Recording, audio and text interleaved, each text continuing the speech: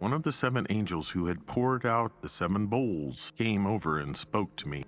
"Come with me," he said, "and I will show you the judgment that is going to come on the great prostitute who rules over many waters. The kings of the world have committed adultery with her, and the people who belong to this world have been made drunk by the wine of her immorality."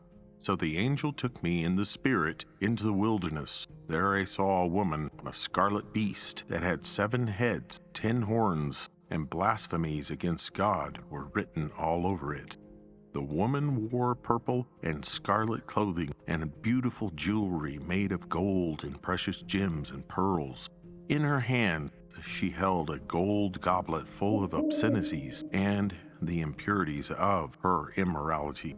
A mysterious name was written on her forehead: Babylon the Great, mother of all prostitutes and obscenities in the world. I could see that she was drunk with the blood of God's holy people who were witnesses for Jesus. I stared at her in complete amazement. "Why are you so amazed?" the angel asked. "I will tell you the mystery of this woman and the beast with 7 heads and 10 horns on which she sits. The beast you saw was once alive, but isn't now, and yet he will soon come up out of the bottomless pit and go to eternal destruction. And the people who belong to this world, whose names were not written in the book of life before the world was made, will be amazed at the reappearance of this beast who had died. This calls for a mind with understanding. The 7 heads of the beast represent the 7 hills where the woman rules. They also represent 7 kings. 5 kings have already fallen. The 6th now reigns, and the 7th is yet to come, but his reign will be brief. The scarlet beast that was but is no longer is the 8th king. He is like the other 7, and he too is headed for destruction. The 10 horns of the beast are 10 kings who have not yet risen to power. They will be appointed to their kingdoms for one brief moment to reign with the beast. They will all agree to give him their power and authority. Together they will go to war against the Lamb, but the Lamb will defeat them because he is Lord of all lords and King of all kings, and his called and chosen and faithful ones will be with him. Then the angel said to me, "The waters where the prostitute is ruling represents masses of people of every nation and language.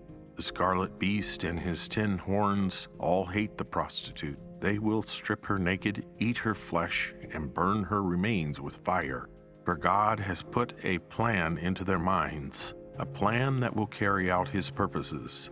They will agree to give their authority to the scarlet beast, and so the words of God will be fulfilled. And this woman you saw in your vision represents the great city that rules over the kings of the world."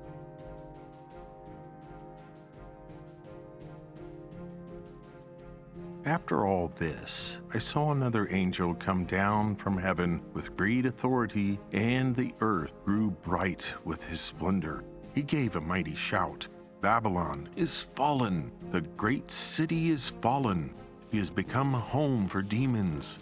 She is a hideout for every foul spirit, a hideout for every foul vulture, and every foul and dreadful animal. For all the nations have fallen because of the wine of her passionate immorality. The kings of the world have committed adultery with her because of her desires for extravagant luxury. The merchants of the world have grown rich." Then I heard another voice calling from heaven, "Come away from her, my people. Do not take part in her sins, or you will be punished with her. For her sins are piled as high as heaven, and God remembers her evil deeds. Do to her as she has done to others, double her penalty for all her evil deeds. She brewed a cup of terror for others, so brew twice as much for her. She glorified herself and lived in luxury, so match it now with torment and sorrow.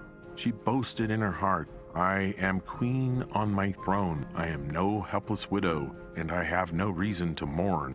Therefore these plagues will overtake her in a single day: death and mourning and famine. She will be completely consumed by fire.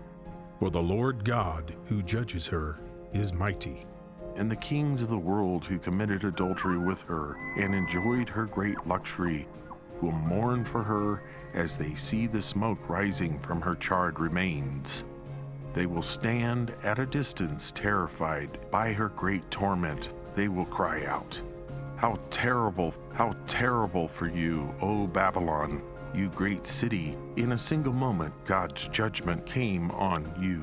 The merchants of the world will weep and mourn for her, for there is no one left to buy their goods.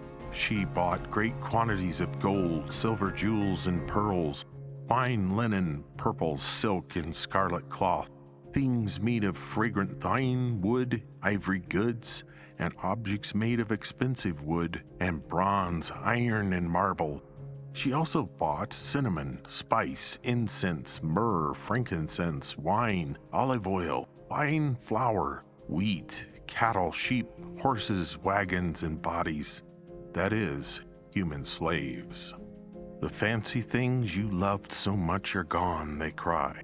All your luxuries and splendor are gone forever, never to be yours again.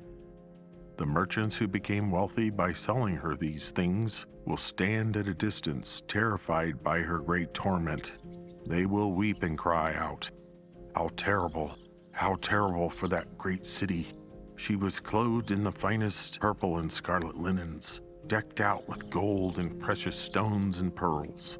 In a single moment, all the wealth of the city is gone, and all the captains of the merchant ships and their passengers and sailors and crews will stand at a distance. They will cry out as they watch the smoke ascend, and they will say, where is there another city as great as this? And they will weep and throw dust on their heads to show their grief, and they will cry out, how terrible for that great city! The ship owners became wealthy by transporting her great wealth on the seas. In a single moment, it is all gone. Rejoice over her fate, O heaven, and people of God, and apostles and prophets, for at last God has judged her for your sakes. Then a mighty angel picked up a boulder the size of a huge millstone. He threw it into the ocean and shouted, just like this, the great city Babylon will be thrown down with violence and will never be found again. The sound of harps, singers, flutes, and trumpets will never be heard in you again. No craftsmen, no trades will ever be found in you again. The sound of the mill will never be heard in you again. The light of a lamp will never shine in you again. The happy voices of brides and grooms will never be heard in you again. For your merchants were the greatest in the world, and you deceived the nations with your sorceries. In your streets flowed the blood of the prophets and of God's holy people, and the blood of people slaughtered all over the world.